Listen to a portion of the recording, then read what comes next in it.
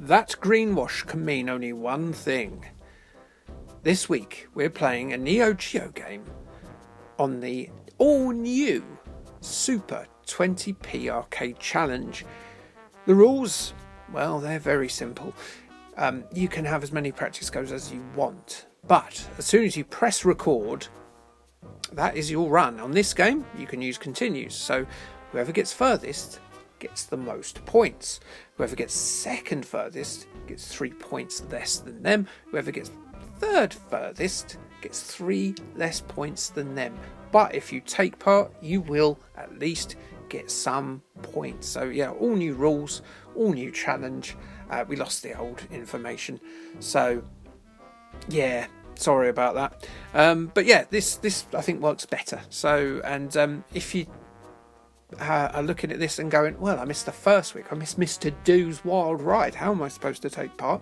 I won't win. Well, of course you will, because members of the team who play these will be going on holidays and things like that, but you also might be really good at games. I am not good at games. You will more than likely beat me, even if you started playing 3 months from now. So yes, please do take part. It's a good way of meeting new people with a shared interest, and of course a new way of playing new games as well. So this is Last Resort, and it's an SNK game that came out in 1992. As they often did, it was ported to the Neo Geo, and the Neo Geo CD also got a version. But no other home versions existed up until a few generations later, when a PS2, PSP and Wii version came out via a collection called the SNK Arcade Classics Volume 1. It also came out as a couple of generations later via an ACA Neo Geo pack, which was on the PS4 and the old Xbox One. And also it was on the Neo Geo Mini, from what I remember as well. I played that more than anything else, I think, on that, because it wasn't a brilliant system, and it was a good one-player game. It doesn't mean I'm any good at it, mind. I'm not. And it does, and you're probably looking at this and going, you know what? It's a bit, we've got R-Type at home. But no, it's better than that. It plays sort of like a missing game from the R-Type franchise, one that everyone had forgotten about.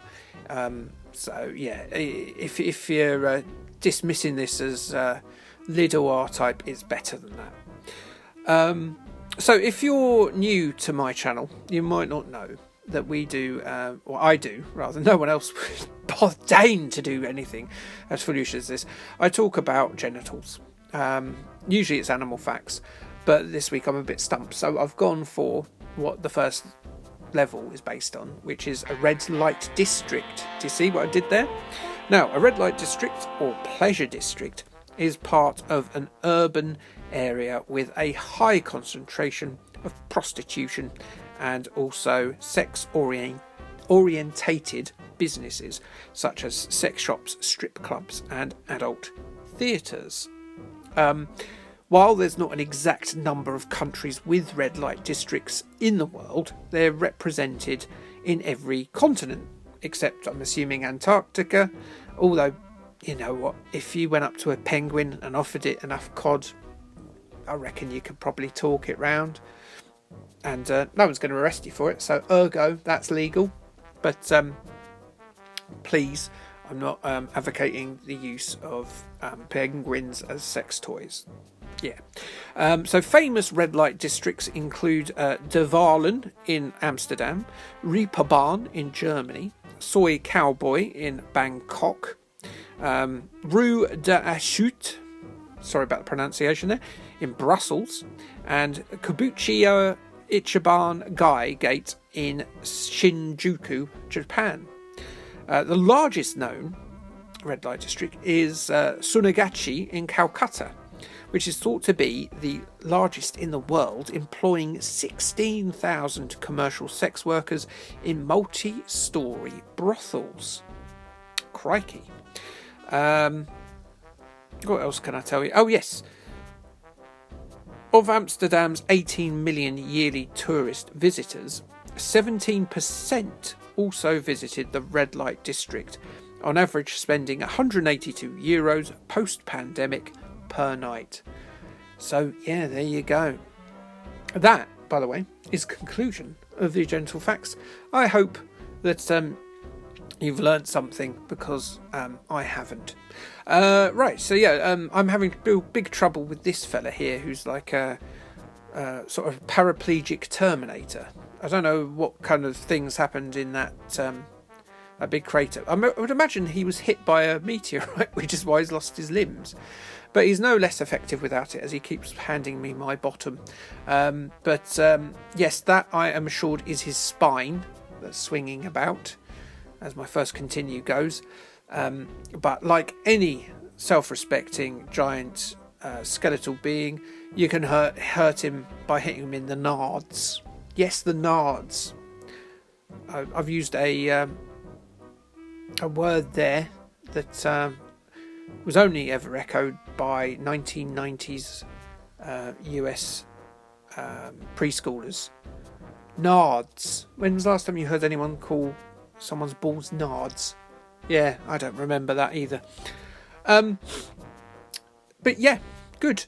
So what else can we talk about? We can talk about what's coming up on the channel. And there is a game coming onto the channel on Tuesday. A video review, if you will, of a Commodore 64 game that I'd never heard of until I was researching things to do on that particular series on my channel, which is the weird licenses part of my channel.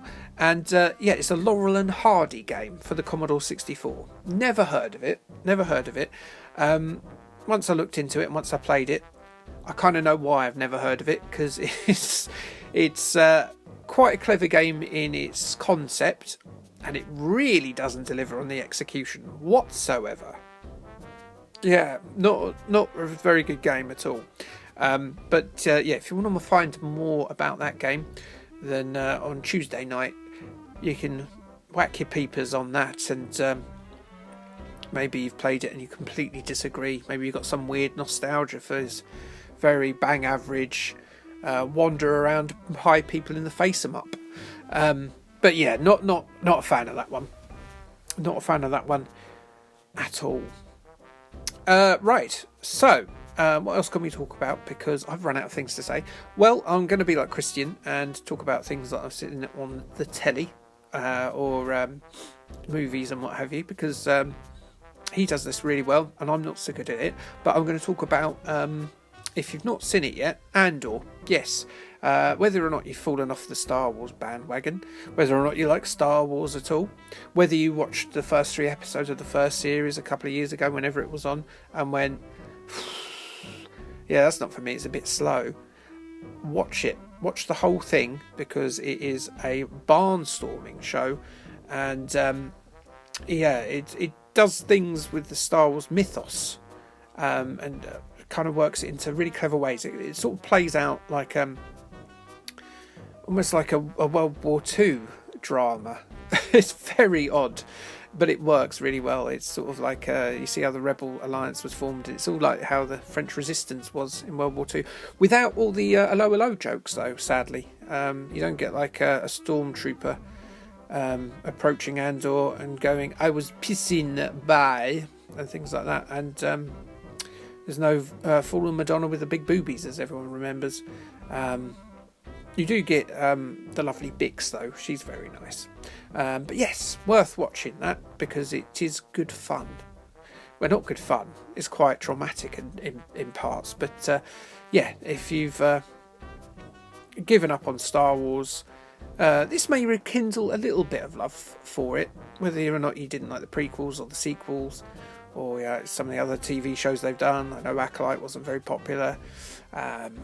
I know a lot of people were a bit disappointed with the Boba Fett and Obi-Wan series, but I think this one is sort of, if you've seen it all, I think you universally love it, and it's a good compliment to Rogue One as well.